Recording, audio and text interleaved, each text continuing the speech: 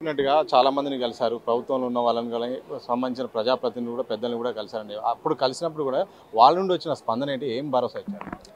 చేస్తాం అంటున్నారు కానీ మాకు వాళ్ళు కరెక్ట్ ఇంతకుముందు ఎమ్మెల్సీ వాళ్ళు కానీ మంత్రుల దగ్గర ఫస్ట్ టైం వస్తున్నాం అన్నట్టు. వాళ్ళు టీజీపీసీ మేము ఆ బోర్డు దగ్గరికి వెళ్తామంటే ఓన్లీ గవర్నమెంట్ చేతులు మేము ఎలాంటి రూల్స్ అవే ఫాలో అవుతాం కానీ మేము కొత్తగా రూల్స్ క్రియేట్ చేయలేము అన్నారు. కాబట్టి అది మీ ప్రాబ్లంకి సొల్యూషన్ కావాలంటే మంత్రుల దగ్గర గవర్నమెంట్ చేతుల దగ్గర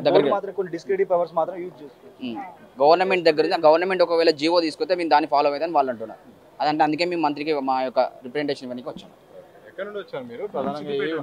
మా సిద్దిపేట నుంచి వచ్చాము. మాది తడకపల్లి. సిద్దిపేట నుంచి వచ్చాము.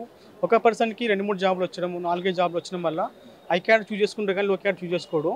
మన గ్రూప్ 4 ఉద్యోగం అనేది చిన్న స్థాయి ఉద్యోగము.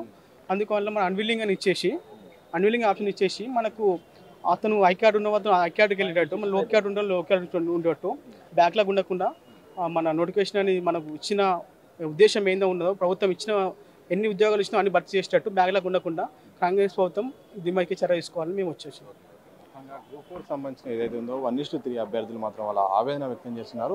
ఎవరైతే హై జాబ్ సంబంధించిన వాళ్ళు ఉన్నారో వాళ్ళు ఎలాగో అన్విల్లింగ్ అనే ఆప్షన్ ఒక ప్రభుత్వం తీసుకొస్తే మాత్రం ఎవరైతే మిగతా బ్యాక్లాగ్స్ ఉంటాయో ఆ బ్యాక్లాగ్స్ వరకు నెక్స్ట్ ఉన్న వాళ్ళకు కూడా అవకాశం కల్పించే పరిస్థితి ఉంటుంది. కోర్టు చిక్కులు కూడా ఎలాంటివి ఉండవు కూడా అని చెప్పారు. అయితే ప్రభుత్వం వీలైనంత త్వరగా ఈ నిర్ణయం తీసుకుని మాత్రం బ్యాక్లాగ్స్ లేకుండా చాలా మందికి లబ్ధి జరిగే అవకాశం ఉన్నట్టు కూడా ఇక్కడ గ్రూప్ 4 సంబంధించిన అభ్యర్థులు అయితే గాంధీ భవన్కి వచ్చి మినిస్టర్కు వినతి పత్రం వేయడానికి అయితే వాళ్ళ ఆవేదన అయితే వ్యక్తం చేస్తారు. చూడాలి మరి వాళ్ళకి సంబంధించిన దాన్ని ప్రభుత్వం ఎలా ముందుకెళ్తుందో. కెనపర్సన్ మసూదంతో సతీష్ దిశా టీవీ హైదరాబాద్.